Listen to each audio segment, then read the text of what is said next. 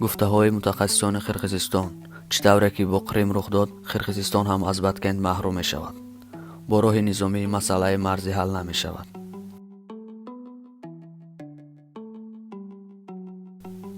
مسئله های مرزی تاجیکستان با قرقیزستان. جانشین سابق وزیر مدافع قرقیزستان مراد بیشنوف روز 21 ینور با خبرگزاری ویسی قرقیزستان مصاحبه داشت. مراد بیشنوف در مصاحبه خود افزود اگر قرقیزستان مرز را با تاجیکستان ببندد مسئله علامتگذاری مرز حل نخواهد شد. او گفت اگر ما مثل ایران و یا اسرائیل قدرتمند می بودیم می توانستیم این کار را کنیم، ولی فعلا تاجیکستان از قرقیزستان قوی تر است. او افزود بدکند ولایتی ترقی نشده است. مردم این ولایت خانه هایشان را فروخته کوچیده ایستادند.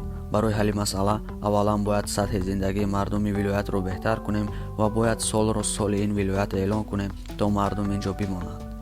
بیشنوف قید کرد که برای رئیس جمهور دائما میگویند که وضع در مرز خوب است، ولی در حقیقت این طور نیست و دلیل خوب نبودن وضعیت مرز این است که مردم الکی به قصر پرزیدنت به میتینگ برآمدند و خواهان آن شدند که دولت آنها را حمایت کند.